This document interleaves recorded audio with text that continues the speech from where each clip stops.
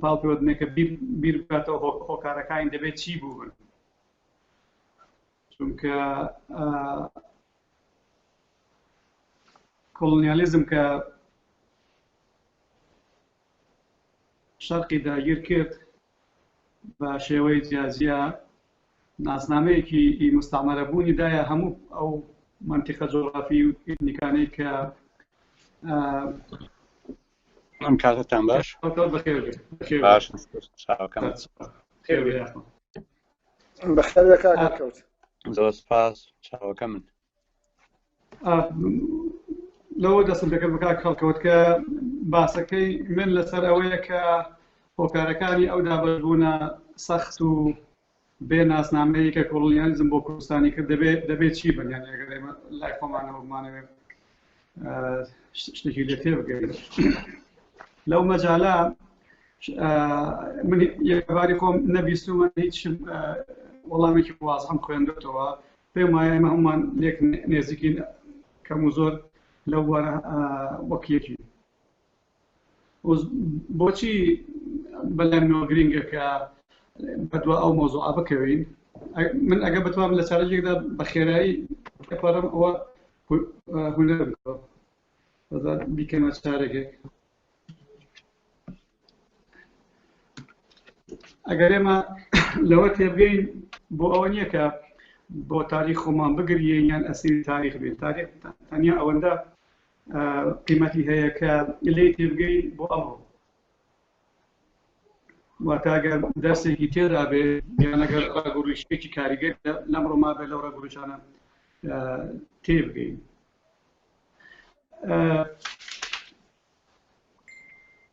من لەوەیەوە دەستم پێ کرد کە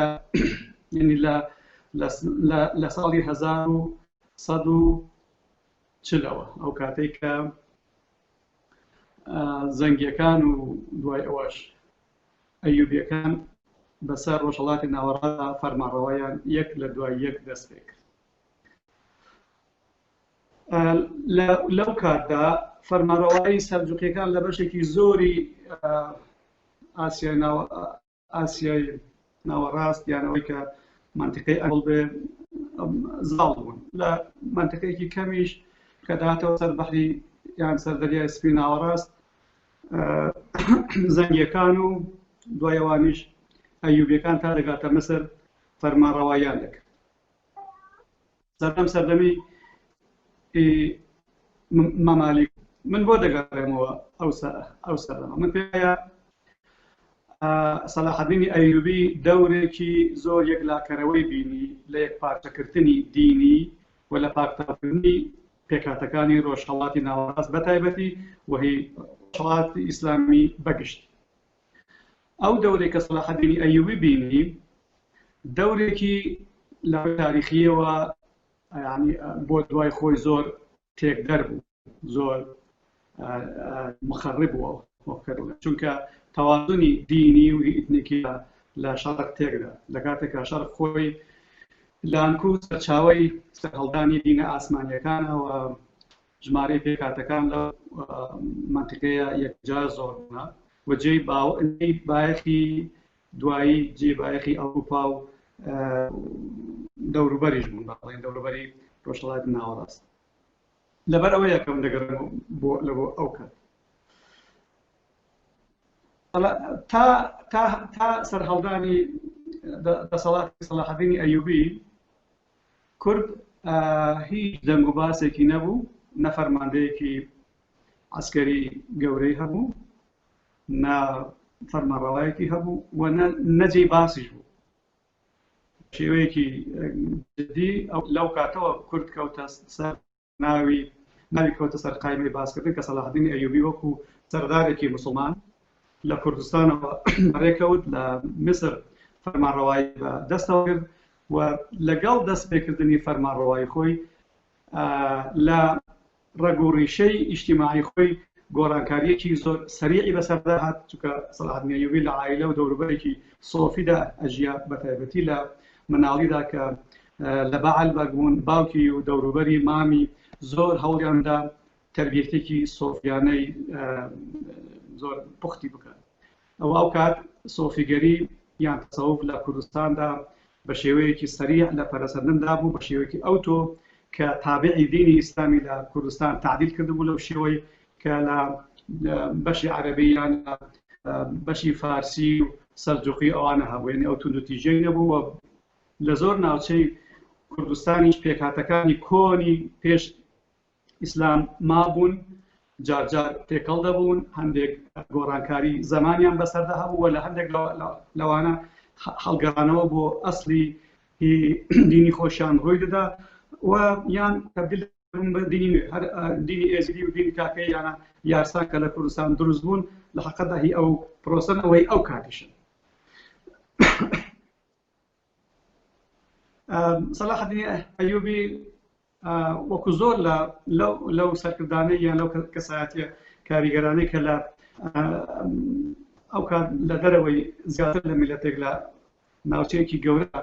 تەغییری گەورەیان بەسەر دەهات، بەسەر سەلاح الدینیش داهات. ئەویشەوەیە کە لەگەڵ ئەوەی خەڵکێکی زۆری جەنگاوەری لە کوردستانەوە لەگەڵ خۆی بڕبوو و ئیستیفادەکردن لە پەیوەندیەکانی تەسەوف لە هاندان بۆ چەکداربوون و تێکەڵبوون لەگەڵ سوپاکەی ئەو دەورێکی یەکجا زۆری هەبوو. ئەو شێوازەیان ئەم میکانیزمەی تا ئاخری ژیانیشی هێشتەوە، بایەخدان بە تەکیە و خانەقاکان، بایەخدان بە کەسایەتی سۆفیەکانی کە دەنگیان دەڕوا لە کوردستان، چ ئەوانش کە لەوەیدا بوون، دوای تەبەن لە شام و لە میسریش هەوڵیدا ئەو ناوەندانە دروست کات. بەڵام ئەوەی کە سەلاح الدین ئەسڵەن بەلایەوە نەچوو، ئەوە بوو پەرەپێدانی بیر و ڕایان قەناعەتی سۆفیانەوە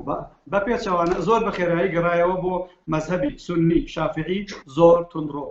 تونندڕۆ بە شێوەیەکی ئەوتۆ کە گەیشتە ئەو باوەڕە دەبێت هەرچی مەزهەب و بیر و ڕای غەیری شافعی هەیە، ئەگەر کەمێک تەنازولی کرد بێت غەیری سونی ئەسیل هەیە دەبێت لە ناویان بەرێت. هەرەوە بوو کە لە میسریش بە خێرایی دەوڵەتی فاتیمی لە ناوبرد و دەست کرد بە قەڵاچۆکردنی فاتیمیەکان کە بەگری ئەڵێن ئەوانە لەقێک بوون لە تەشەیع، بەڵام لە حەقیقەتدا فاتیمیەکان بەشێکی ئیسماعیلیەکانی نزاری بوون و ئیسماعیلیەکانیش مەزدەکی بوون بە وەرگرتنی ڕوخسار و هەندێک باوەڕی ئیسلامیش. لە هەموو حاڵێکدا سەلاح الدین ئەیوبی کۆتایی بەوان هێنا لەوە گەڕین کە چۆن هات و شامیشی کرد، دوای مردنی نورەدینی زەنگی ئەوە دەستی کرد بە بڵاوکردنەوەی با بڵێن پەرەپێدانی فەرمانڕەوایەکەی. فەرمانڕەوایەکەی ئێمە لە ناو کووردا کە ئەڵێن ئەیوبی پێمان وایە فەرمانڕەوایەکی کوردی دینیە، لە حەقیقەتدا هیچ وانە. جەیشی یان سوپایەکی کوردی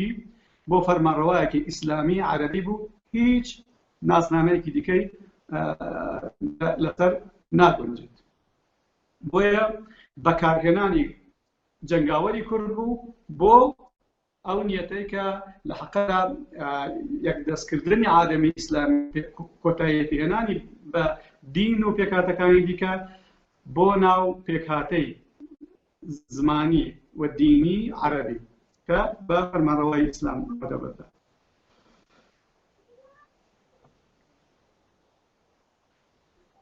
سەلاح الدین ئەیوبی لە ئەخیردا حەوت کۆنتنشین یان حەوت دەوڵەتی بچووکی مەسیحی لە کاتی جیاجیادا لە ڕۆژهەڵاتی ناوەڕاست و لە ئاسیای بچووک لە ناوبردن، داگیریکردن، کوشتاریکردن، ژن و منداڵەکانی دەکردن بە سەبیە. ئەوەی کە بە سەلاح الدین دەگوترێ متەسامح بووە تەنیا لەو گفتوگویەدا بووە کە لە گرتنی ئورشەلیمدا لەگەڵ پادشای ئەوێن دەرێ کردویشان بۆ خەبینیەتی و تەبعی مناوەرەتیانەی سەلاح الدین ئەیوبی دەگرێتەوە کە ئەگەر ئێمە شەخصەتی ئەو وەکو کە دراسە کراوە و تاریخی ژیانێتی لێپۆڵنەوە باش تێگەی کە پەیوەندی بە تەسامحوە نەبووە. ئەوەی کرد کە شەڕی سەلیبی سێیەم ڕوو بدە. شەڕی سەلیبی سێیەم بە بەشکانی جەبهەی مەسیحیەت و تاریخەکەشی دوور و درێژە. ئەو یەک دەستکردنە ئەم شەرقەی بۆ ئێمە بەجێهێش کە ئێستا ئەیبینین. ئەگەر ئەو یەکدەستکردنەی سەلاحەدینی ئەیوبی نەبووایە، لەوانە بوو تاریخی کاریگەریەتی دینی ئیسلام لە شەرق و لە ئاسیادا وەکو ئێستا نەبێ، بەو زاڵیەتی و بەو با بڵێن سەلەفیەتیکەوە ئێستا ئێمە دەبینین. تاکید بە مەسارێکی دیکەدا لەو گۆڕانکاریانەی کە لە زمانی فەرمانڕەوایی عەباسیەکان بەسەر دینەکەدا هات، فترەی مەمالیک و ئەو هەموو مەذهەبانەی کە لێی جیابوونەوە، و سەلاحەدینی ئەیوبی کارێکی دیکەشی کرد لە زمانی خۆیدا تقریبا زمینی ڕووخاندن و تێک شکاندنی مەمالیکیشی ئامادە کرد بەو زمینەیە. دوای ئەوان دوای ئەو بە ماوەیەک سەلجوقیەکان و دوای سەلجوقیەکانیش ئیمپراتۆری عوسمانی دروست بوو کە هەموو عالەمی ئیسلامی یەکدەست کرد و هەوڵی کە یەک مەذهەبیشی بکات. ئەمان هەمووی لە ڕووی تاریخیەوە بۆ باوەڕدارانی دینی مەسیحی لە ئەوروپا و لێرە گۆڕینێکی ئەو تۆ بوو کە گەڕانەوەی تیانە بێ بۆ پێکهاتەی مەسیحی بە هەموو مەذهەبەکانیان و بە هەموو میلەتەکانیشیان. ئەو دوژمنایەتی کە لە بینی حەزارەتی ئیسلامی لەگەڵ هی مەسیحی دروست بوو و تاکو ئێستاش ئەڵێن ئاساری لە نێو بیر باوەڕەکانداما، لە ڕاستیدا دەگەڕێتەوە بۆ بە شێوەی سەرەکی بۆ دەوری سەلاحەدینی ئەیوبی. هەر بۆیش ئێستا لێرە پاڵ دەدەم کاتێک کە کۆلۆنیالیزم گەڕانەوە بە قۆناغی نوێی مۆدێرن بە ئەو پێشکەوتنی عیلمی و تەکنۆلۆژی و عەسکەری و ئەو فراوانخوازی نوێی کە ئەوروپا دەیویست بە تایبەتی لە ئێمە فەڕەنسا و بریتانیا دەیانویست، جاری یەکەم بە ناردنی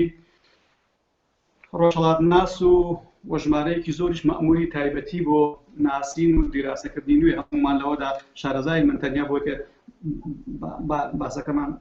کەمێک منطقی بێ باسی دەکەن. و لەوەدا ئەگەر من یەک نمونە وەربگرم، بیرەوەریەکانی هەمفەر وەربگرین، زۆر بە دقیقی بازەکات کە وەزارەتی دەرەوەی بریتانیا و هەروەها ئەو پەیمانگای پێگەیاندنی کەوادر بۆ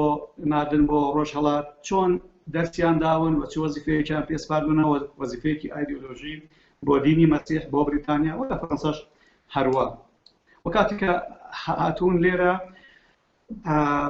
شەرق ماونتەوە، ئەوانەی کە ڕێیان لە کوردستان کەوتووە بە هیچ شێوەیەک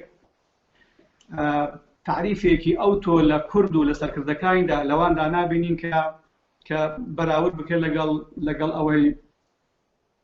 بۆ عەرەبیان لە ناو فارس دەکەن یان ناو تورک و پێکهاتەکانی دیکە دەکەن. جۆرێک لە داخ بەرامبەر بە کورد لە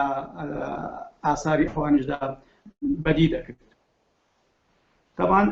پاش ئەوەی کە بابن نمونەیەش کە بێنمەوە کە جێشی بریتایی فەڕەنسی گەیشتە دیمەشق بەناوبانگەکە ژەنەڕال گۆڕۆ چووە سەر قەبری سەلاحەدینی ئەیوبی و خیتابەکەشی بەناوبانگە بە نووسین هەیە، بە شەق لە گۆڕەکەیدا دەیگوت دەرمکردن و نایەنەوە دەور ئێستا هاتینەوە. ئەم قسەیە معنایەکی تاریخی زۆر زۆر واضحی هەیە و ئەو تحدایە یان خیتابەی گۆڕۆ بۆ قەبری سەلاحەدینی ئەیوبی یەک بۆ دینی مسلمانە واضحە کە عادەمی ئەسلامیان پارچە پارچە کرد، و دووەمیشیان من پێم وایە ڕووی لە ئەو پێکهاتەیە کە سەلاحەدین سوپاقی خۆی لێ پێکهێنابووە شەڕی پێ دەکرد. کاتێک کە عێراق و سووریا دروستکران بە تەرکیز ئەو دووجێ بکەین و لە ئیمپراتۆری عوسمانی جیا دەکرانەوە، فەڕەنسا وەکو دیارە سووریای کردە 4 دەوڵەت لە ناوخۆیدا، بەڵام هیچ یەک لەو دەوڵەتانە بۆ کورد نەبوو، بۆ عەرەبیەکان بوو، بۆ پێکهاتە جیاجیەکانی سپیکەی کە لە ئەسڵدا عەرەبینە بوون. لە عێراق سیاسێکی دیکە بوون ئەزانین کە بریتانیا ڕووی لە عێراق کرد بەو چەند قوونە شەڕێک لە ئیمپراتۆری عوسمانی وەریگرتەوە، بڕیار ئەوە بوو یەک دەوڵەتی یەک پارچە لە عێراقی عەرەبی پێکبێت، عێراقی عەرەبیش، نەک دەوڵەتێک بە ناوی عێراق بەتەنێت. بەتایبەتی ئەوە لە نامەکانی نسبیل کە بە خاتون ناسراوە زۆر بۆ ئازەحی دیارە، و هەروەها لەو تەوجیهاتانەی کە سەر کۆکسی ئەگەر ناوم زوو دەچێتەوە پەرسی کۆکس مندوبی سامی بریتانیا لە عێراق دەیدا لەو دانوستانانەش کە لە دوای شەڕی 1920 لە بەغدا دەکرا بە مەشوەرەتی مندوبی سامی مسبێڵ و ئەو هاوکارانێکەوە هەیان بوون پرس و ڕای هەموو کەسایەتیەکانی ناوبەغدا و بەسڕە و مووسڵ و وەڕای سەرۆک عەشیرەتەکانی عێراقیان دەکرد بەڵام بۆ یەک جاریش لە دوای یەک شەخسیەتی کوردیان نەنات کە مەشوەرەتی پێ بکەن دەبنە ئەوە کەوا خەریکن عێراقێک دروست دەکەن و بۆ پادشایەکشی بۆ دێن لە هەموو ئەو دانوستانانە ووا من لە بەدیقەت لەسەر نامەکانی مسبێل ڕاوەستان بە یەک کەلیمەش باس ناکەن تەنیا لە کاتی ڕاپرسیەکەدا ڕاپرسیەکی ناقسیان لە کوردستان کە زۆربەی وەکو خۆشان لەوێ باز دەکەن ڕەفز کراوەتەوە کە ئەو هەدافێک ئەوان لە بۆیان ڕاپرسیەکە دەکرد لە 1916 بەولاوە 18 بەولاوە لە شەڕی 1920 شیعە بەرەنگاری بریتانیا بوونەوە کۆڵۆنیالیزم بوونەوە پاشی هێندێش قۆناغی دروستکردنی عێراق پێکرد شێخ مەحموود و کوردیش ڕەمزیش بوو بێ لە شەڕی 1920 بەشدار بوون هەردووک پێک هاتە لە داهاتووی عێراق و پێکهاتنی پێکهێنانی ئەرکانی دەسەڵات لەناو عێراق بێبەشکران هەم شیعە هەم کورد شیعە بێبەشکران لەبەرەوەی کە سعودیە کە دروست نەبوو ئەو کات و هەروەها سیاسەتی بریتانیا بەرامبەر بە ئێران و شەڕی 1920 هەر سێ عاملی ئەوە بوون کە شیعە هیچ حسابێکیان بۆ نەکرد لە عێراق و خەلیج و خزمەتی بریتانیا ناکرد لە عێراق شیعە وەک نەبێ وایە وا حسێب بکرا لە بەحرین هەروە لە سعودی هەروە لە ناو کوێت هیچ هەروە و لە ناو عێراقدا کوردیش وەکە نەبێت وا حسابی بۆ کرا من لە چارەکە تێپەڕیم ئاگام لێ بەس بە خێرات تێپەڕم بۆ کە 5 دقەیەک بگەمە ئەو نەتیجەکە ئیجازە بدەم کە عێراق پێک هات وەک ئەزانین لە بێشانسی بەیانە پێکهاتەی کۆمەڵایەتی کوردستان شێخ مەحموود بە شەڕ لەگەڵ ئینگلیز بەرەنگار بووە یعنی نەک بە گفتوگۆ ئەوەی کەوا دەبینین بە پێچەوانەی مەحموود و هاوکارەکانی لە ناو پێکهاتەی عەرەبی و تورکی و ئەوانی خەلیج و ئێرانی هەمیشە جۆرێک لە لێک تێگەیشتن و گفتوگۆ ئەنجا بەرامبەر بە یەکتر وەستان و تێکۆشانیش ئەگەر هەبوو بێ لە بینی سەرکردەکانی کۆمەڵایەتی و سیاسی و دینی لەگەڵ ئینگلیز لەگەڵ فەڕەنسا هەبووە بەڵام شێخ مەحموود لە دوای تێکشکاندا پتر مەیلی ئەوەی هەبوو کە گفتوگۆ بکە ئەمە من مەبەستم ئەوە نییە کە هەموو ئۆباڵ بخەمە ملی شێخ نه ئەسڵە لەلای ئینگلیزەوە نیازێک بۆ گفتوگۆ لەگەڵ کوردان و خوێندنەوەی کوردانیش نەبوو بە تایبەتی ئەگەر ئێمە بیرەوەریەکانی ئەدمۆزیش بخۆینەوە کە نوێنەری سامی بووە لە سلێمانی ئەبینین کە بە غەیری نیازی سەرکوتکرد و ملپێکەشکردن و تەنزیمێکی ئیداری کە دەیەوێت هیچ شتێکی دیکە بۆ کوردستان پێ نییە وە لە بۆ شێخ مەحموودیش پێ نییە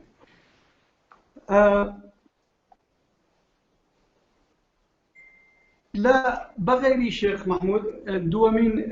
بزوتنەوەی سیاسی لە کوردستاندا کە بەرەنگاری ئینگلیز بووە شێخ ئەحمەدی بارزان و دوایش مەلامەسای برایەتی فەرقێک هەیە لە بینی نیازی بەرەنگاربوون و ئینگلیز لە بینی شێخ ئەحمەد و شێخ مەحمووددا شێخ مەحموود بە نیازێکی واضح بە پشتیوانیکردنی عوسمانی بەرەنگاری ئینگلیز دەبەوە بەڵام شێخ ئەحمەد نا شێخ ئەحمەد پێشی کەیکمن وەکو دیارە ئەوانە بەرانگەری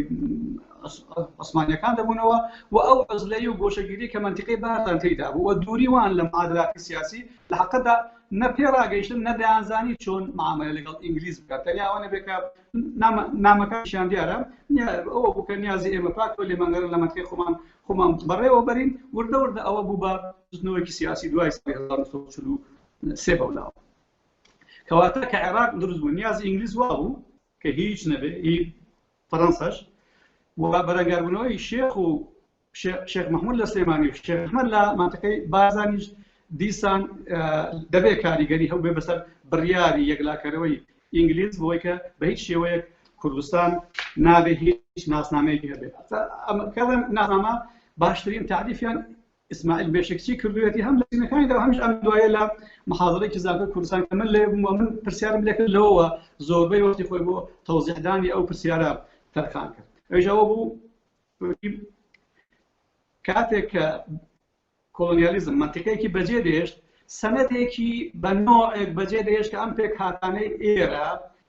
بۆیان هەیە لە وەختایەکدا بە ڕێفراندنیان لە بارودۆخی یاریکراوە بڕیان لە شێوەی ئیدارەی خۆیان بدەن. ئەوە پێی دەگوترێت ئەو ناسنامەیە یان ئەو سەنەدەی کە دایان درایانێ پاش ئەوە پاشماوەی کۆلۆنیالیزم بۆیان هەبووە سەربەخۆیەک هەبێ یان تێکەڵاو بن. هەر ئەوەش وای کرد کە بۆ نمونە من ئەو دوایە نمونەی سنگاپورە کە لەسەر پێشکەوتنی اقتصادیەکان ئێمە زۆر لەسەری دەوەستاین بەڵام کە سەر تاریخیان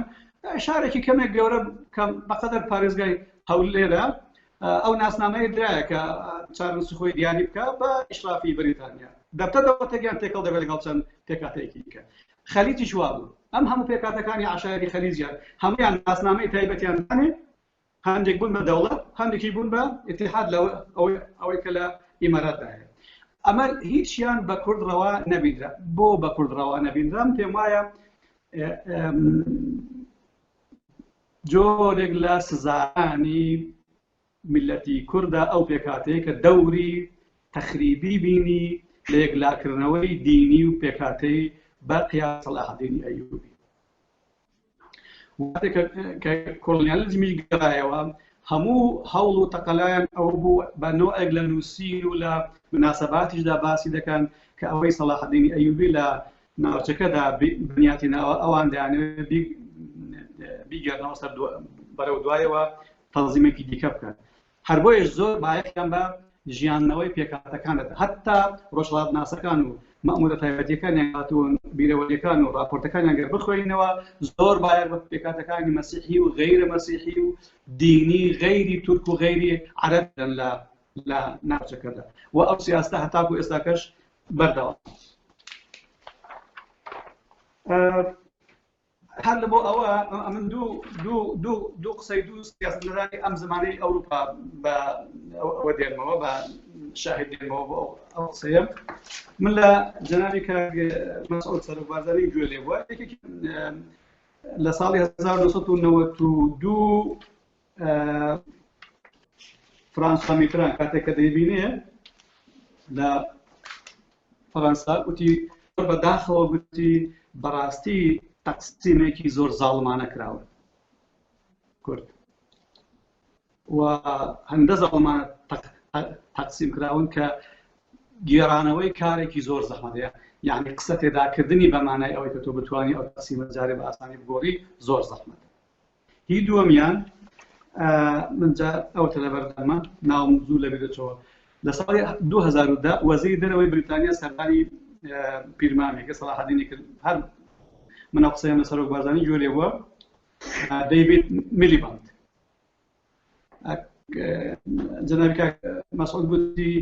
لەگەڵی باسی ئەوم کردنی ئەو تەقسیمە و جۆرێک لە مەعالەجەکردنی و ئەگەر بیری جۆرێک لەسەر بەخۆیمان هەبێ وتی دەیڤید میلیباند وتی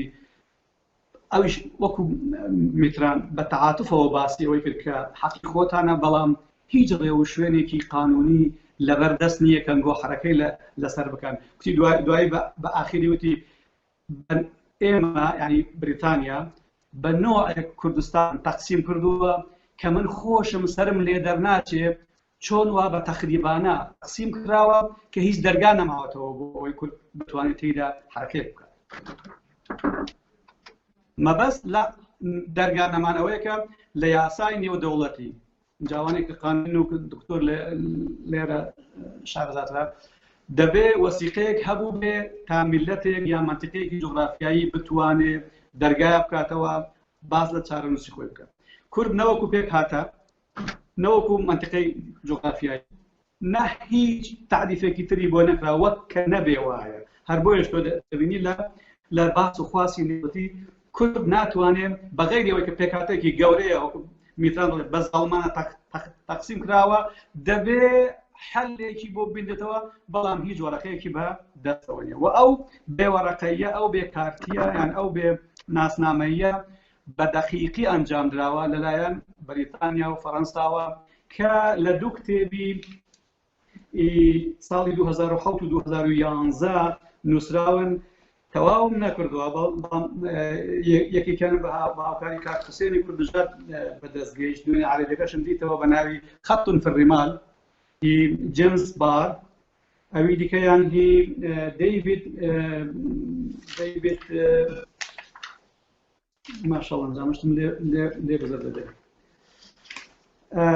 بە ناوی سەلام ما بعد سەلام ئەگەر لێم تێک نەچوو بێت هەردووکیان باس لە مەشورەتکردنی بریتانیا و فەڕەنساکان بۆ دابەشکردنی عالەمی ئیسلامی بۆ کۆتایبێنان بە ئیمپراتۆری عوسمانی و بۆ مشور خواردن و بڕیاردان لە چارەنووسی هەموو منتیقەکانی جوغرافی و هەموو کاتەکانیش کە لەو منتیقەیەدا هەن. سێمین مەوجی کە لە مەسلەحەتی کورد نەبوو بەڵام ئایا دەیتوانی ئیشێکی دیکات یان نا ئەوە بوو کە دوای ساڵی 1920 زوتنەوەکانی ڕزگاری خوازی کوردستان پەنایان بۆ ئایدۆلۆژیای سۆسیالیزم و کۆمۆنیزم برد و هیچ ئایدۆلۆژیایەکی دیکەش لە منتیقەکەدا نەبوو کە لەگەڵ ناسیۆنالیزمی حەقخواز یەک بگرێتەوە. ئەوە تێکرا بزوتنەوەی ڕزگاری خوازی کوردستان بوو بە بزوتنەوەیکی چەپ بەو مانایە هیچ حەزب و سەرکردەیەک نەبوو ئیمپریالیزم نەبێ دژی کۆڵۆنیالیزم نەبێ ئەبات هیچ کوردێک بگیرەوە بەقی شەریف پاشا هیچ کوردێک بگیرەوە نەکردەوە کە لە دەرگەی کارەوەستانی کۆڵۆنیالیزم بەدا یان ئەوروپای غەربی بدات و هەوڵدات کە مەشورەتێک لەوێ وەربگرێت. بۆ نمونە ئێمە لە کوردستانی ڕۆژهەڵات کۆماری مەهابادمان هەیە کۆمارێکی سۆری چەپ وەقتیدا حەزبی قازی محەممەد بوو بە ڕێکخراوی کوردستانی حزبی شوێی ئەرانی تودا. لە ئاساری ئەوەدا مستەفا بارزانی و پاشماوەکانی دوژنەوەی بارزان و پێشن بۆ یەکێتی سۆڤیەت بە گشتی حسابەکران بە بەرەی چەپ و هەتا ناوی مەلای سووریان لە مەلاسفە بارزانیانە. لە حەزبە کۆمۆنیستەکانی وڵاتانی کە کوردستانی تایە کوردەکان بوون بەسەرکردەی زوتنەوەی شیوعی باشترین نمونە عەزیز محەممەد و خالیل بەگداد و هەروەها هەموو حەزبەکانی کوردستانی باکوور هەموو چەپ بوون و ئاخیرەکەشی عەبدوڵڵا ئۆجلان و بەکەی لێ دروست بوو کە ئێستا دیارە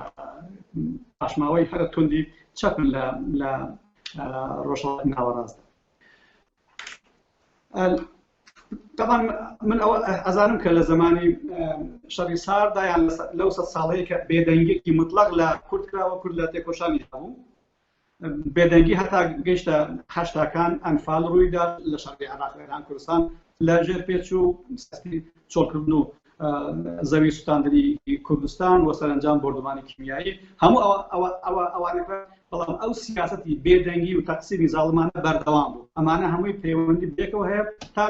تا نقطەیەکی تەحول ساڵی 1990 ڕوویدا ێژەوەیە هەمومان تێدا ژیاوی بۆ خۆمان سەدام حوسێن کە پشتیوانی کرا لە شەڕی 8 ساڵەدا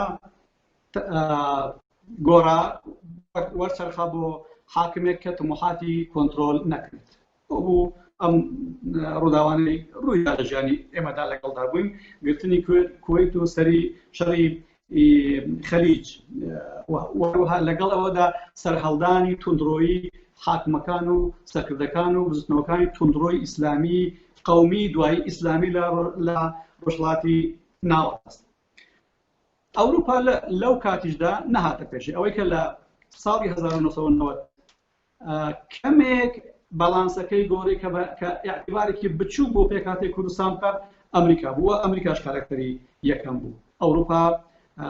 دەست پێشخەر نەبوو. من لەبیرمە بەڕێز نیچلمان بارزانی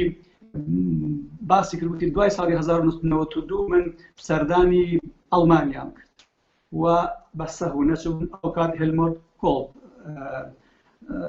سەدری ئەعزام بوو یان چی پێ دەڵێن مستەشار پێم وت ئەلی ئێمە ئەگەرمانەوێ لەو بارودۆخە بیر لە جۆرێک سەربەخۆیی لە گێڕانەوەی ئەو بێعەدالەتیە بکەین کە بەرامبەرمان چیمان پێ دەکرێت وتی هیلمەت زۆر واضحی پێوتم ئێوە حەقتانە بەڵام هیچ ڕێگا و هیچ پێناوێکی قانونی نییە کە ئێمە ئەوروپا بتوانین هاوکارتان بکەین. فایلی ئێوە لە بەردەستی ئەمریکادایە کە لە دەرەوەی ئەوروپاوە ئێستا کاریگە لە ڕۆژهەڵاتنەوە. ئەگەر احتیمامێکتان هەیە هەمیشە لە ئەمریکا و مۆزوعە باسکەن. ئەمەشیان دەگەڕێتەوە بۆ ئەو تاریخی کە من پێم وایە پەیوەندی بۆ تاریخەوەیەوە ئێستا باسی دەکەین. طبعا لە عینەوە تویاک ینی کە سەرهەڵدانی یانە ڕاپەرنی خەڵکی کوردستان و هی عێراقی شیعەش ڕوویدا قەساوەتی سەدام حوسێن بەرامبەر بە کوردستان و نیازی کۆنتڕۆڵکردنی سەدام حوسێن دەورێکی زۆری دەبێت بۆ بێلەوەی کە جگە لە جانبی ئینسانی و ئەو دەورێکە میدیا دەیبینی لە نیشاندانی کۆڕە و لە کوردستاندا ئەو بڕیارە دەرچوو بڕیاری نوای ئارام و دوایی هەرێمی کوردستانی لێ دروست بوو. پاشی ئەوە تاریخی کوردستان داخلی خۆراغی نوێ بوو دوای ساڵینەوە باسی هەرێمی کوردستان وردە وردە تەسیر لە هەموو ماڵەکانی بزرگتر وەرزگاری خوازی کوردستان کە ئەومانەیە کە بەرەو مەدەنیەت زیاتر مەدەنیەتی نوێ بیر و باوەڕی خۆیان وەرگێڕن دژیکی دۆر بن لە پێکهاتەکان دابنەوە هەوڵدان زۆرێک وەکو کە هەمووان تێئاژیان خۆیان لەگەڵ بەرژەوەندی ڕۆژئاوادا بە قیادەی ئەمریکا بگونجێن تا گەیشتا مەسەلەی شەڕی سەدام حوسێن ساڵی 2003 و دوایی بووین وەرەقەی کورد هاتە پێشەوە بەنەوەی کە هەموو دنیا ئەو قسەی فڕانسا میتران دووبارە بکاتەوە کە زوڵمێکی زۆریان لێکراوە ئەمانە دۆستی دنیای مەدەنی بەهاکانیان بەکاکی ژیان دێن و لە عینی کاتیش زۆر لەو باحثانە هەمان قسەی دەیڤید میلیبان دووبارە بکەنەوە کە بڵێن تەقسیمێکی داڵمانە کراون کە نەدەبووە وا بێت. بەڵام هەموو ئەوەی ئێستا دەستی هەمویان بەستراوە چونکە هەمویان لە نهایەتدا ئەڵێن هیچ دەرگایەک نییە بۆ ئەوەی کە لە بەوازحی قسەی لێ لە چارەنووسی کورد بکرێ و ئەو دەرگا بەستنەش دەکرێتەوە بۆ تێکدان بۆ هەڵوەشاندنی ئیمپراتۆری عوسمانی و کۆتاییەکەی کە بە لۆزان هات بە ڕێککەوتنی لۆزان. من لەبەر ئەوەی کە زۆر لە وەختی خۆم تێپەڕیم باسی سیڤرم نەکرد لە سیڤەریش کە ئێمە زۆر باس دەکەین ئەگەر بچینە ناو تەفاسیلی لە حەقەدا بۆ تەقسیمکردنی یەکجارەکی ئیمپراتۆری عوسمانی دوو باند بۆ کوردستان تەرخانکران بەڵام بریتانیا نە هاوکاری فەرەنسا و بریتانیا هاوکاری کوردیان نەکرد بۆی کە خۆیان یەکخەن تا ئیسفادە لەو دوو بەندە بکەن و پاشی کەمتر لە ساڵێکی اتفاقی دووەم هاتکە لە نەتیجەی زەختی کەمال ئەتاتورک لۆزان بەسرا و لێ پاشکەس بوونەوە بەڵام لێ پاشکەس بوونەوەکە تەنیا کوردی گرتەوە ئەگەر نا میلەتەکانی دیکەی وەکو ئەمەن و ئەوانکە کە ئێستا ناویان ناهێنن هەموو حەقی خۆیان پێبراوە و تەقسیمە ڕوویدا. لە حەقەدا بریتانیا وای دانابوو لەگەڵ فەرەنسا لە سیڤەردا وەختێک کورد دەتوانێت شتێکی هەبێت کە ئیمپراتۆری عوسمانی بە یەکجاری پارچە بگرێت تەنانەت ئەستەمبۆڵ و مەنتیقەکانی دەوروبەریشی بن بە دەوڵەتێکی بچووکی ئەوروپایی و شتێ بە ناوی ئاساری عوسمانی نەمێنێ ئەو کاتیش کورد ئەگەر بتوانن بۆ خۆیان شتێک بکەن. هەمومان ئاگەمان لەو وەسایقانە هەیە کە لە کۆنفرانسی ئاشتی شەریف پاشا و هاوکارەکانی و هەروەها ئەو وەفدەی کە نامە شێخ مەحموودی پێ بوو چۆن ڕێیان لێگیراکە دەوری کاریگەر نەبینن یعنی بڕیاردرابوو حتا نێڵن قسەی کورد بیسترێت. ئەوەی کە من ئێستا لە کۆتایی قسەکانمدا بمەوێت تاکیدی کەمەوە مەبەستم لەو قسانە لەو جوانەوەی تاریخەکە بۆ ئەوە بوو کە مەسیری ئێستای ئێمە دوور نییە لەو دەورەی تاریخی کە ئێمە بینیومانە لە باشوڵاتی ناوەڕاست و ئەو دەورە بە شێوەی تەخریبی لە زمانی سەلاحەدین ئەیوبیدا دەست پێ دەکات بۆی کەەوە باسمان کرد و ئەو باجە و ئەو تۆڵەکردنەوەی کە کۆڵۆنیالیزم لە کوردی کردەوە لە بەرامبەر ئەو تێکدانە بوو کە جەنگاوەرانی کورد بە قیادەی سەلاحەدین ئەیوبی لە 1960 لە بۆ 90 کردیان و بەنۆعێکیش شانس وا بوو کە نظامی نوێی جیهانی لەسەر دامەزرا کە تاکو ئێستاش دنیا لەسەر ئەو نظامە دەڕوات ئەو ژەوەیە کە ئەگەر وەکوتم ئەو کات سەنەدێکت بە ناوی پێکاتێکی حەقخواست پێنەدرابێ ئێستا دەرگایەکرد نییە بۆ ئەوەی کە باز لە مافی چارەی خۆ نووسین بکەین قۆناغی نوێی کە ئێستا تیا دەژین قۆناغێکە کە ئەو 30 ساڵە تێداین دەبوایە زۆر هەنگاو هەیە بینێی بەشێکی زۆری هاوشتاوە بەڵام ناقصە ئەوەیە کە ئاوردانەوە لە پێکاتەکان زۆر گرنگە بەو تاریخێکەوە من باسم لێ کرد ئەلمانیەت زۆر گرنگە و دژی تیرۆربوون و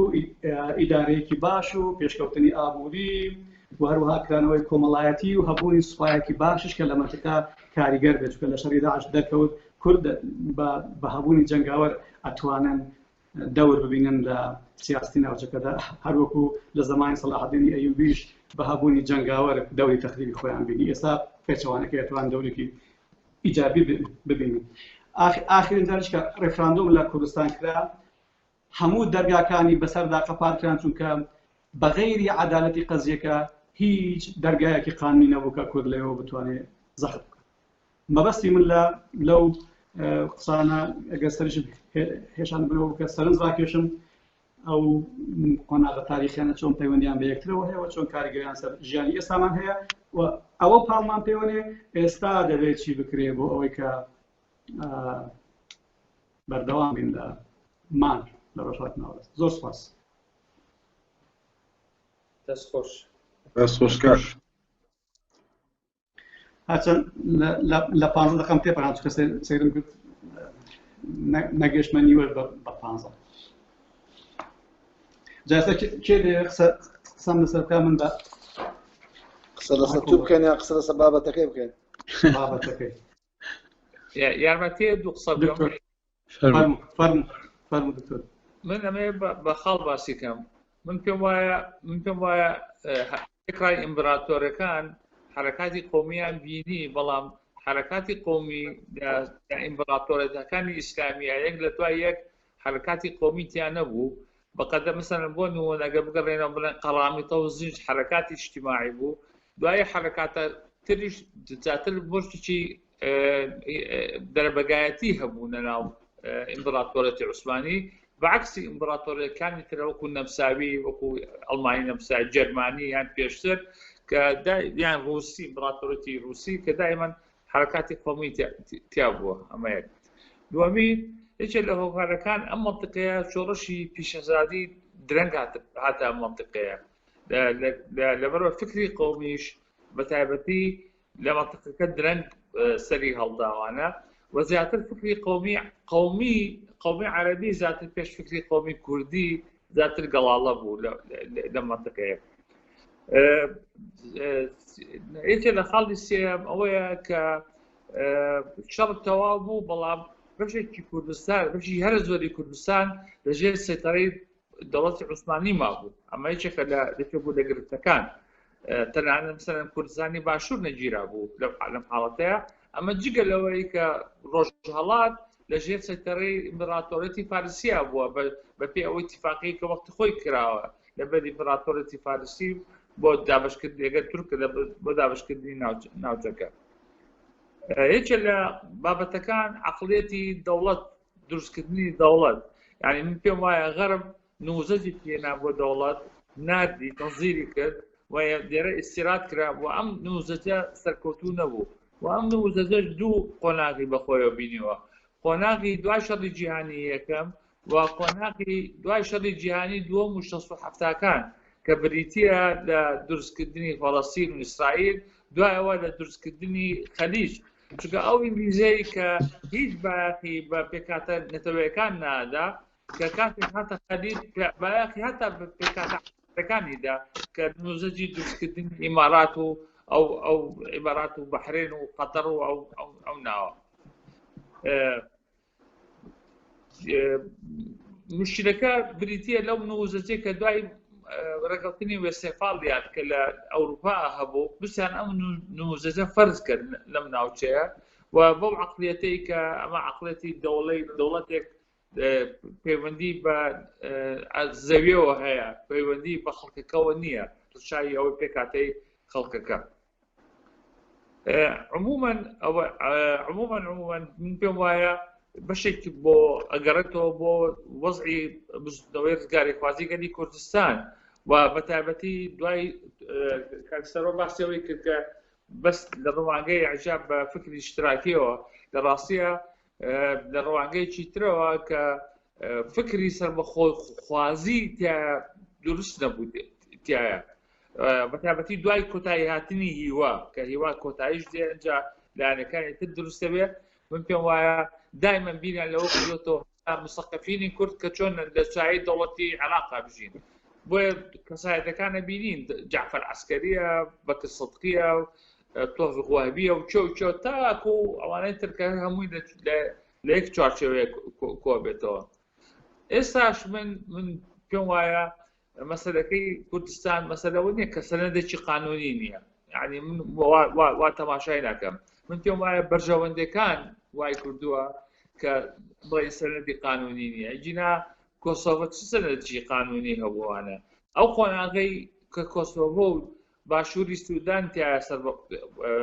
سەربەخۆی وەرگرتووانە ئەو خۆناغە لە کاتی ستا ئێمەیان نەبوو خۆناغەکە جیاوازە بەرژەوەندی وڵاتەکان جیاوازەوانە ئەجینا من پێم وایە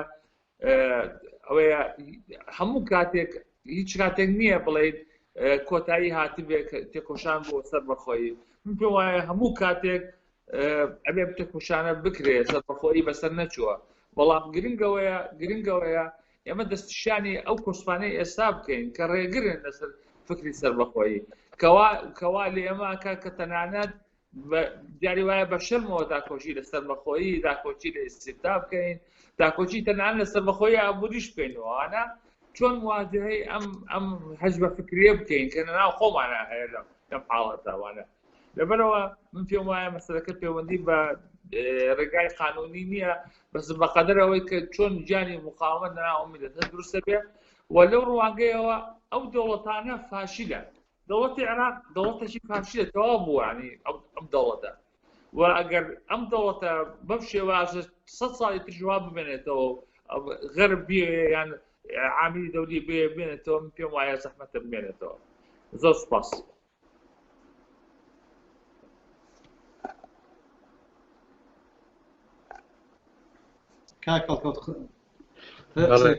دەست خۆش وەڵا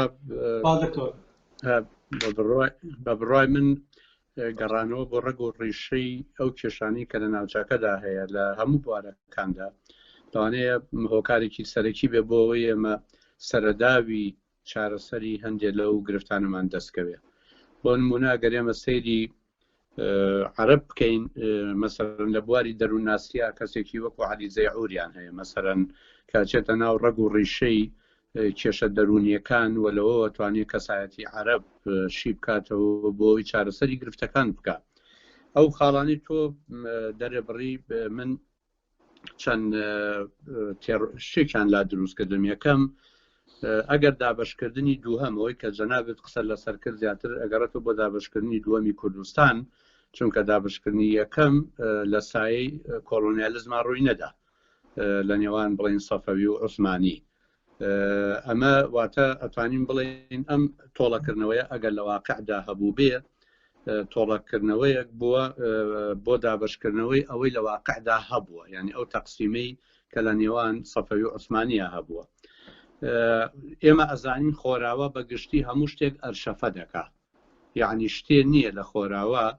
ڕوویدا بێ پەیوەندی بە هەر شتێکەوە هەبێ ون ببێ یعنی واتە پەیوەندی بە علامەیەکەوە هەبوو بێ سەفەری کرد بێ پەیوەندی بە مێژوو ناسێکەوە هەبێ پەیوەندی بە دۆزینەوەی نەوت و داگیرکردنی کۆڵۆنیالیزمەوە هەبێ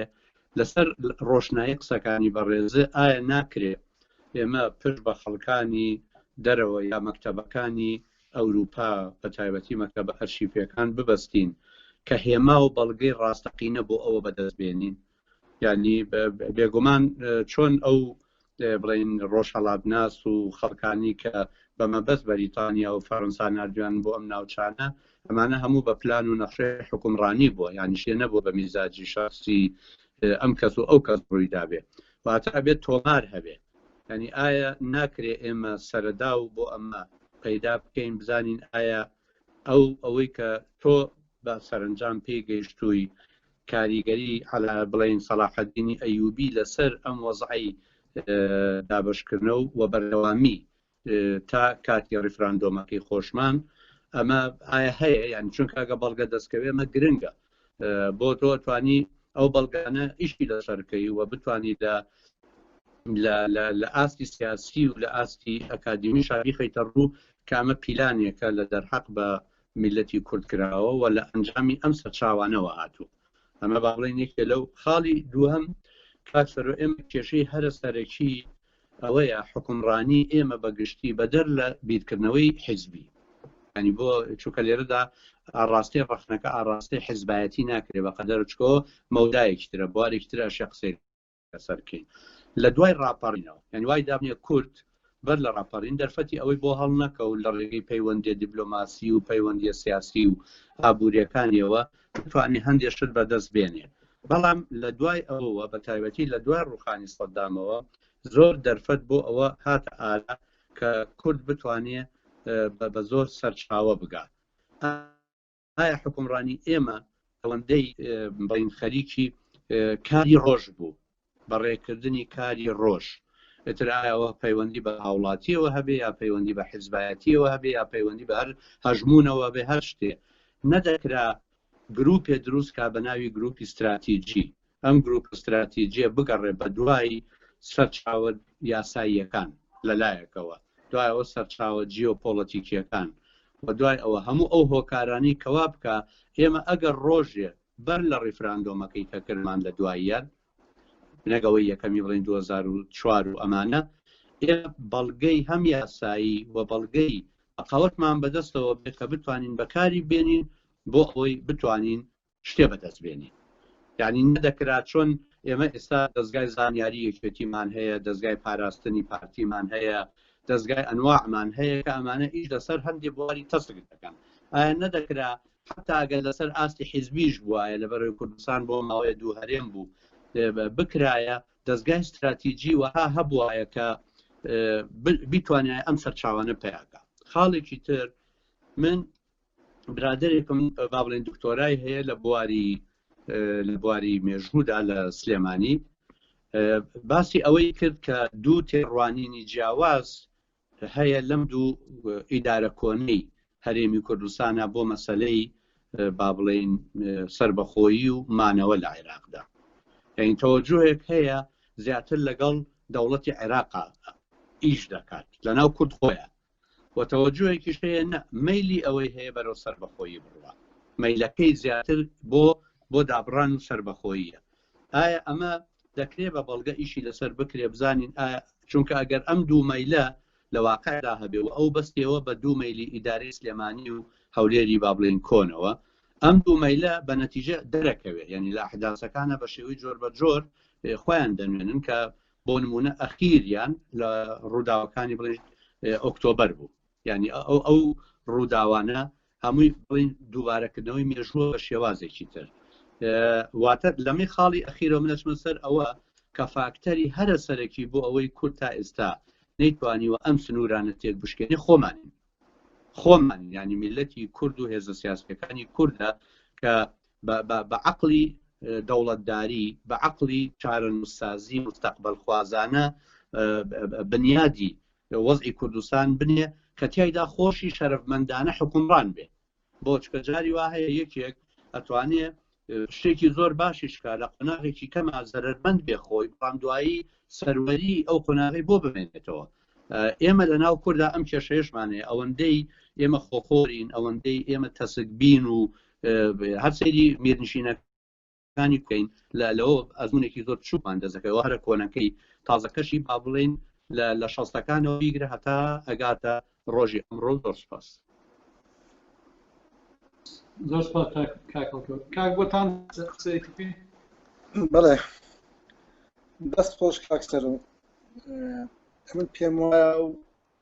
تێڕوانیانە و هەڵێنجانە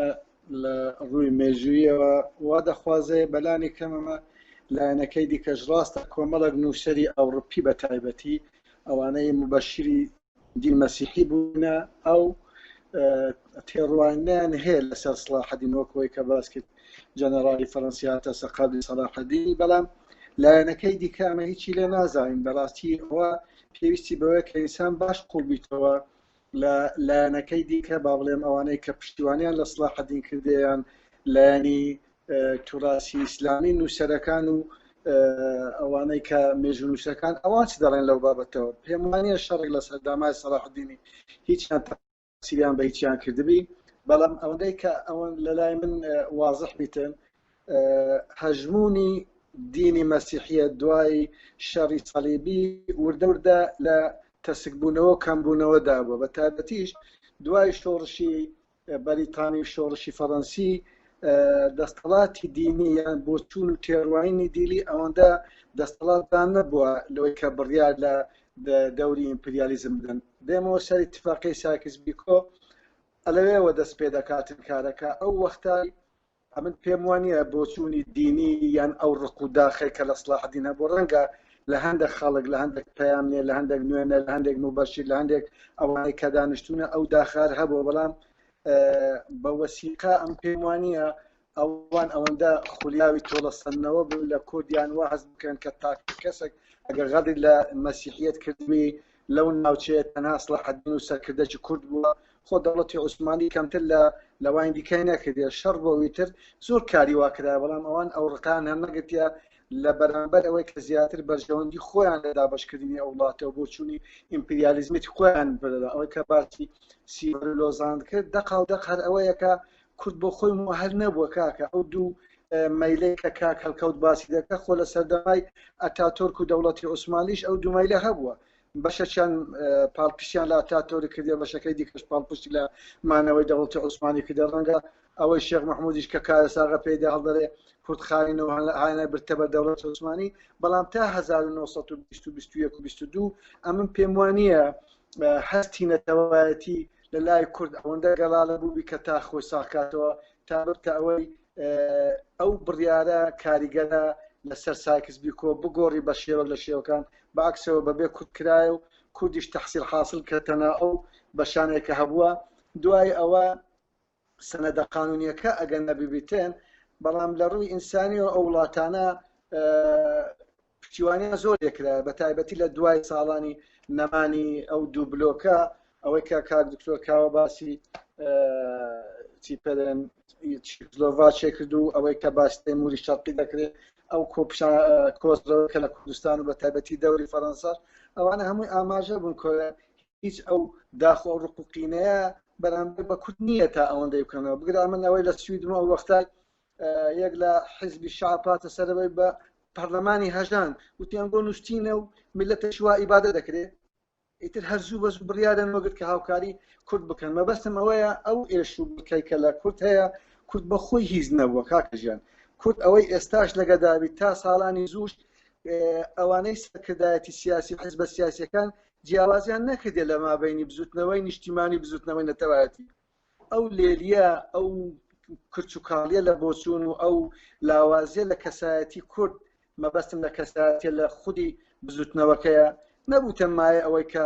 خەڵکەکی دیکە زیاتر لە خۆی دەسۆز و پشتیوانی لێ بکاتن بۆیە من پێم وانییە ینی بکەتنە ناو ئەو قاوڵەی ئەو ململانەیان ئەو دابەشبوونیان ئەو غەدەی لە کورد کردا بێخنە ناو جەمسەرەکی دینی کە هیچی بەقوڵبوونەوەکی زۆرتر هەیە تایبەتی ئەو زەمەنە ڕۆژ کە زەمەنی دین بووە ئیمپریالیزم کە هات هیچ بەرژەوەندێکی لە دابەشکردنە دینەکەی نەبوو ڕاستە من ئێستاش قەناعەتم وایە عقلی بەریتانی تەکنۆلۆژیای ئەمریکی لەگە فاتیکان دەوریان هەیە بەڵام لە بۆ لایەنە معنەویەکەی وڵاتانی خۆیان نەک لە بۆ کارێکی دیکەی کە ئەوان بەرژەوەندیان لە وڵاتانی خەلیجان لە عێراقیان لە کوردستان هەبێت زۆر سوپاس زۆر سپاس کاکبەتان وەڵام لەسەر دوای هەندێک بەڵگەت بۆ دێنمەوە مەسەلەی دینی زۆر کاریگەر بووە لە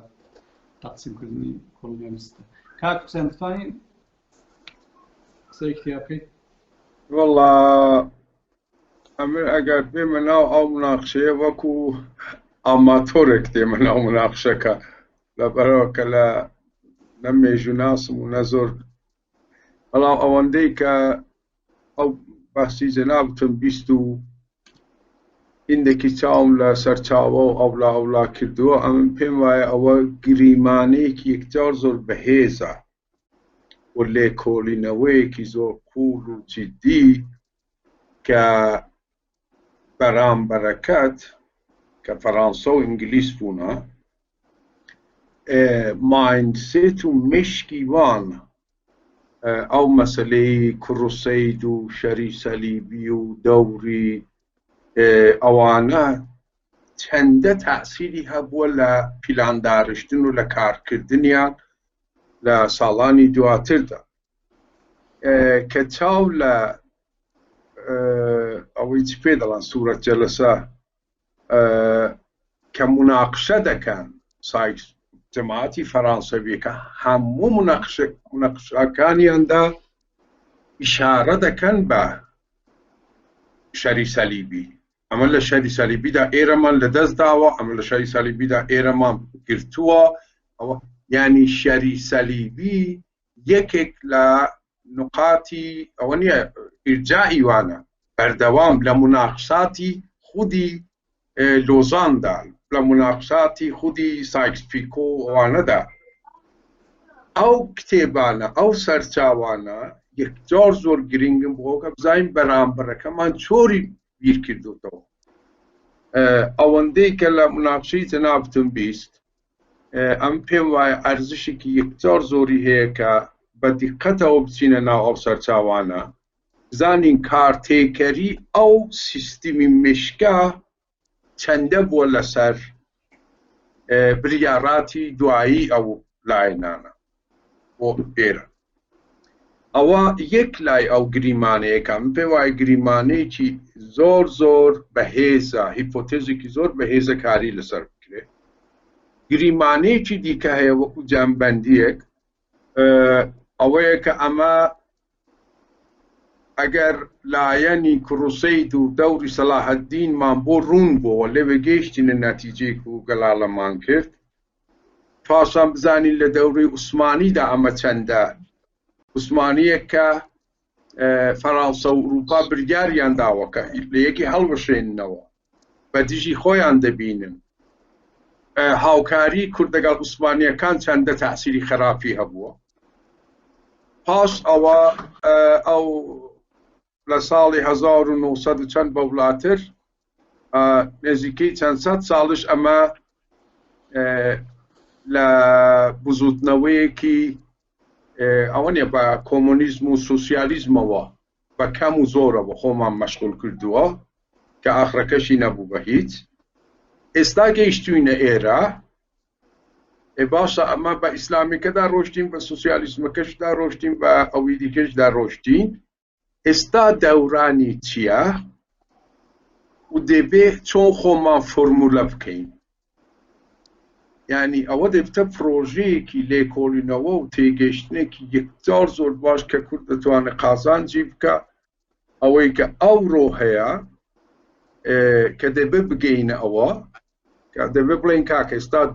دەورانی مۆدێرنیتەیە قبولی مۆدێرنیتەیە لە قبولی مۆدێرنیتەدا دموکراسی هەیە ئابووری بازار هەیە سیستمی قبولی ئەو نیە هاوڵاتی هەیە پێک هاتەکان هەن ئێستا بزانە ئێستاش کە ئێستایە حیزبە دموکرات مەسیحیەکانی ئوروپا لە سوئێدرا هەڵدەستن دێنە ئێرە سەر لە مەسیحیەکان دەدەن ئەوە نیە کار لەسەر مەسیحیەکان دەکەن پاسان مایک پێنس کە جێگیری سەرۆکی ئەمریکایە یەکێک لە خاڵە ئەساسیەکانی لە مشکی لە سیاسەتیدا مەسلەی مەسیحیەتە مەسلەی ئازادی دینە چۆن دەبێ ئێستا مۆدێرنیتەی چۆن دەتوانین بیکەینە ئیدئۆلۆژی و پرۆگرامی ئەم سەد ساڵە بۆ کورد ئەوە کە ئەوانی دیکەمان لە دەست و ئەوان دیکە نەتیجەیەکی نەبوو ئەمن ئەو گریمانیان زۆر پێ ئینترسانتە دەستت خۆش بێ و پێم وایە بە سێمینار و یعنی دەبێت جوورێک لە ئۆرگانیزاسیۆن هەبێ جوورێک لە تەقسیمی کار هەبێ جوورێک لە بەدواداچوون هەبێ ئەوکە ماتریال زۆرە ئەوکە دراسی ماتریالەکان بکەین ئاخرەکە بتوانین مەسەڵەن پاش ساڵ و نیوێک پاش 2 ساڵ ئەوە یعنی پرۆژەکە وا بێ کە بتوانین شتێک فۆرمولەکەین کە بەڕاستی سەرچاوەکانمان دەست کەوتو بێ و لەسەر ئەساسی تەخمین قەزاوەت نەکەین و لەوەرە بتوانین دەستکەوتێکمان هەبێ. زۆر سپاس. کاکسێن زۆر سپاس. من تۆ چونکە زۆرتر بەیەکەوە مناقەشەمان کردەوە هەستم کرد تێگەیشتن دەبینێت و ئاسانتر بوو. دەست خۆش بە زۆر دەشتانی کە من دەمیستۆ ڕوند کردەوە. وەڵام بەنسبەتی من تازەیە، ینی دەربڕینیەوە یەکەمین بە تاکید زۆری ئیش دەوێت. ئەو قسەی کاک حوسێن زۆر ڕاستەوە، ئەوەی کە کاک هەڵکەوتیش کە ئێستا گوێ لە قسەکان نییە بێت قەتاوێ. بەڵام لە پێداچوونەوە بە تاریخ بە کاریگەریەتی قۆناغێک بۆ قۆناغەکەی دوای دیکە و بەلێک دانەوە، واتە بە پێکەوە بەستنەوەی منطقی، بە پێکەوە بەستنەوەی ئیستدلالی ئینسان ئەتوانێت خۆی لێ خۆشکات و بە دوا سەرچاوەدا بگەڕێ. ئەوە ئەزانن زۆر جار حەقیقەتێک هەستی پێ دەکرێت بەڵام دەبێت ساغ بکرێتەوە. ئەوە هونەر لە ساکردنەوەکەدایە، زیرەکیش لە هەست پێکردنەکەدایە. من بە تاکید هەندێک سەرچاوە هەنە. کاکە ئەتوو بەشی زیرەکیەکەت کردووە، ئێستا ساغکردنەوەکەی ماوە. مثلا بۆ نمونە کتێبێکی دووبەرگی ئێستا ناوەکەم بە دەقیقی لەسەر بزوتنەوەی ڕزگاری خوازی کوردستان دکتۆر عوسمان عەلی نووسیویەتی، مامۆستا ئەوەی لێرە لە هەولێرە باحثە و خۆی بە مەیلی ئیسلامیشە، بەڵام بەڕاستی لە لێکۆڵینەوەدا پسپۆرە لە بواری خۆیدا. من هەردوو بەرگی کتێبەکەیم کە خوێندەوە ئەوەی زۆر سەرنجی ڕاکێشام دیداری شێخ عوبەیدوڵڵای نەهری و میری بۆتان بۆ لەگەڵ کۆنسۆلی بەریتانیا لەو کاتدا. ئەو کاتە ئەو دوانە هیچیان لەگە نە بریتانیا لە مانتیقەکە بوو، نە شەڕیش هەبوو لە بەینی کوردان و بەریتانیا. شەڕەکە لەگەڵ ئێران، لەگەڵ قاجاریان و لەگەڵ عوسمانیان بۆ بەنواگەر لای میری بۆتان و لای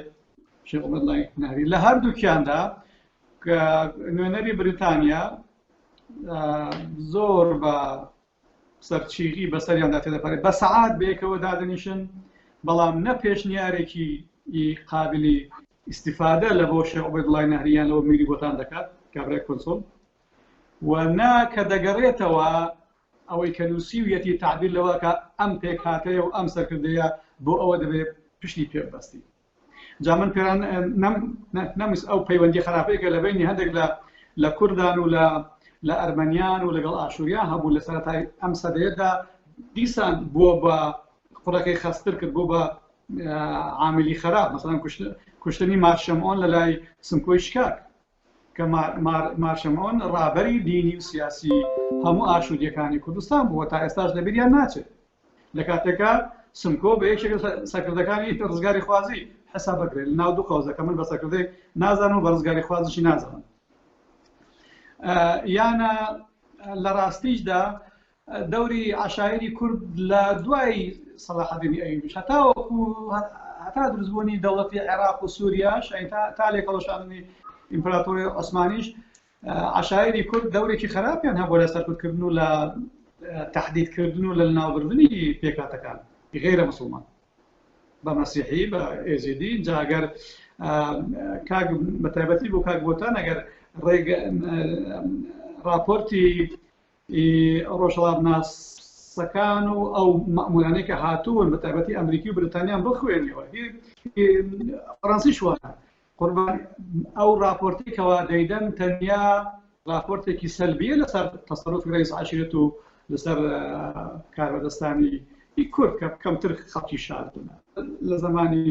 عوسمانیان. هەر لە ناوخۆشمان دەخۆت کاریگەری دیارە دەوری ئەو پەیوەندی خراپەی لە بینی دوو دینی کوردیدا هەیە، ئێزیدی و موسڵماندا دیومانە، ئێستاش پێمان چارەسەر ناکرد، دیسان بۆ تەسەڕوفی دەگەڕێتەوە.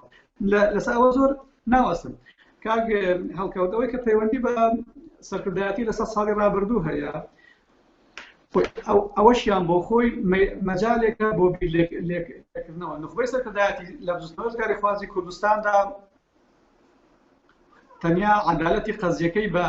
هەند وەرگرتووە و فیداکارانەش تێکۆشاوە، بەڵام ئەوەی کەوا ببێتە نخبەیەکی قوڵ هەمیشە خۆی پاراستووە، هەمیشە نخبەیەکی سەطحی عسکەری ولا عینی کات بێ تەجروبە بۆ دنیا نەدیتە بووە بە ئەو کەلیمەیە زۆر مطلق نەبێ بەڵام حقیقەت وا بووە هەر بۆیە ئێمە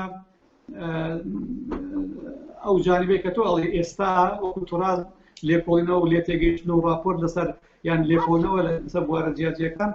هەر وجودی نییە یعنی هەر لێ حکوومەت و نێو سەرکردایەتی سیاسی ساڵ دەتەوە راپۆرتێک نابینیەوە لە سەرکردایەتی سیاسی لە مەجالێکی دیاریکراودا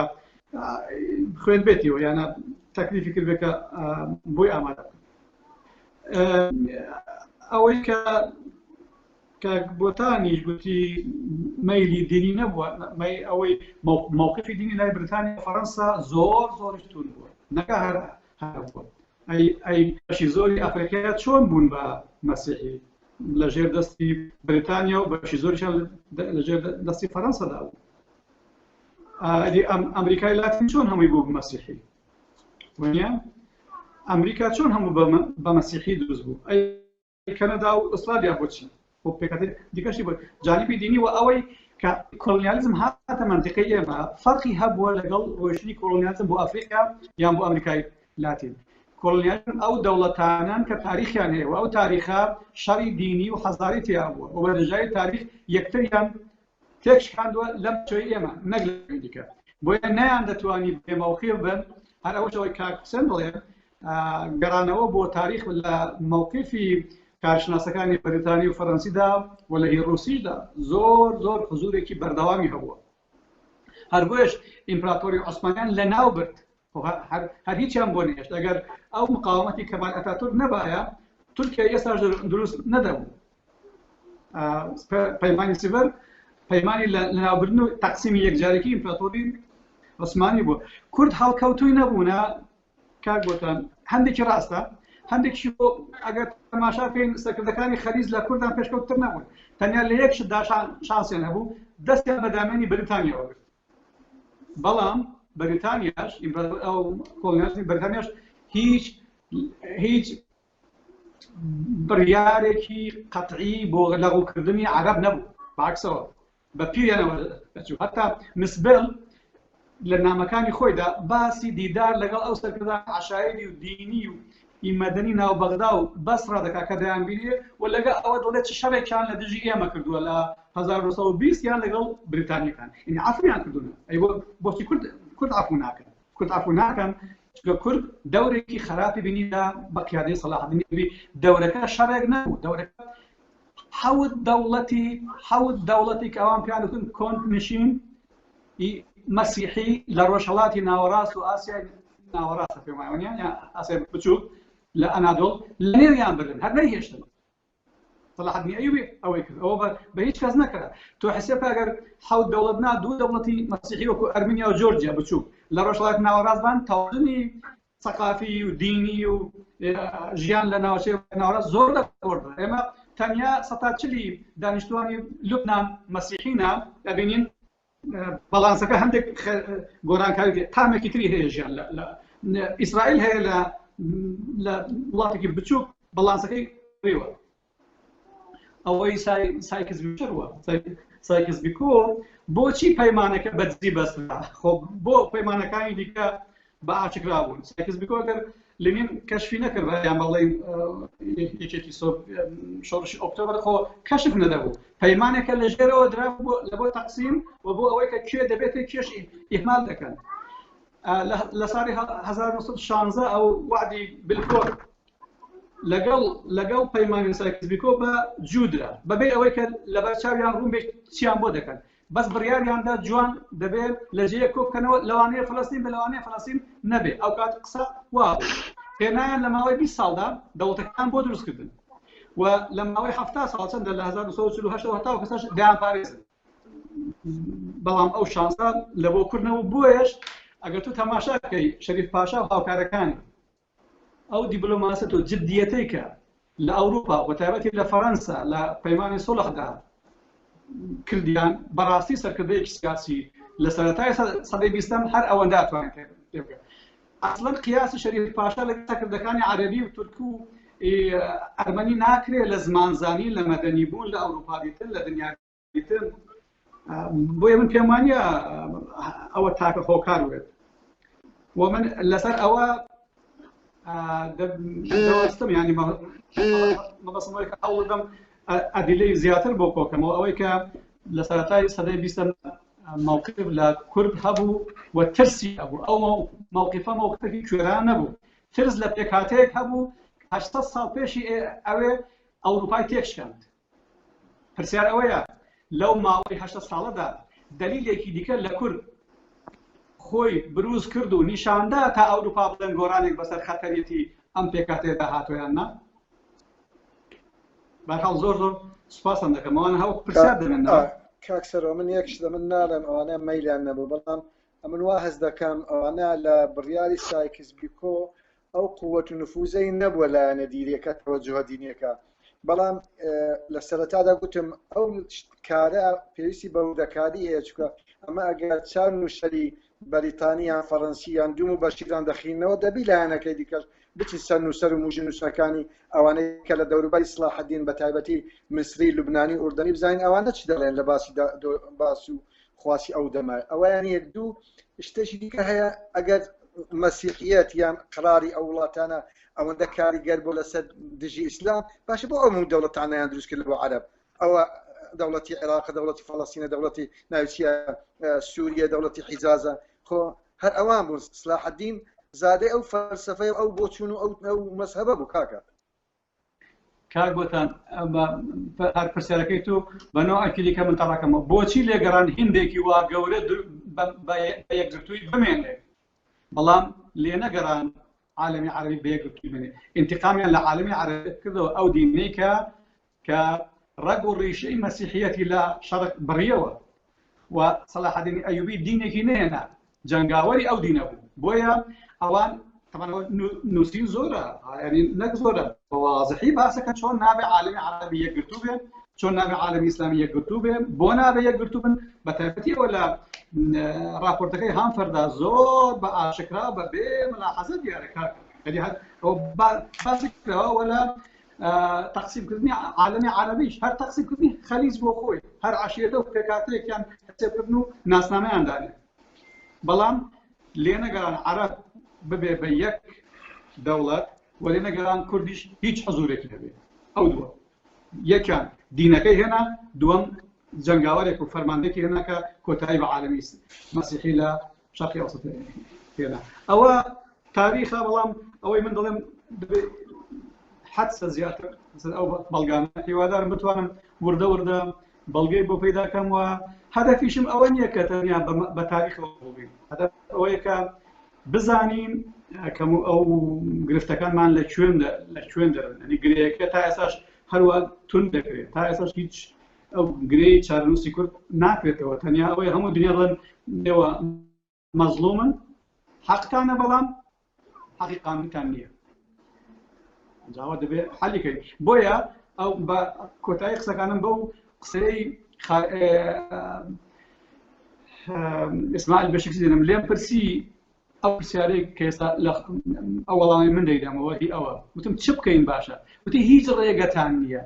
هیچ حەقیشتان بەدەستەوە نییە قەزیەکەتان زۆریش عادلە تەنیا دەبێت ڕۆشنگەریەکی بەردەوام لەگەڵ هەموو دنیا بکەن تا هەموو دنیا یەک بگرن ئەم قانونە بگۆڕن کە ئێوەیان تەقسیم کردووە بەڵام کە ئەگەر بۆتان تو قانونی حەق ئەوەیە کەوا قانون بیداوە نییە ئێمە ئەو هیچ قانونێک نییە اعتراف بە حەقی ئێمە بکات بێشکچی ئەڵێ دەبێت بەردەوام بن لەوەی کە دنیا لەژێر زەختی ئینسانیەتی ئێوە و دەوری کاریگەری ئێوە و حەقانیەتی قەزیەکەتان قانونەکان بگۆڕێت کەنجینێ دڵێ دەبێت ماندوو نەبێت زۆر سوپاسان دەکەم ماندوو بکردن بەڵام زۆرشم استفادە لە نەقد و لە ئەوەی ئێوەشکردی هەمووانەوەی زۆرشی بەسەردا تێپەڕێمەوە غارەنامە زۆرم یادداشتکرا بەڵام وەختەکەمان هەر ئەوەندە هەڵدەگرێت دەست خۆش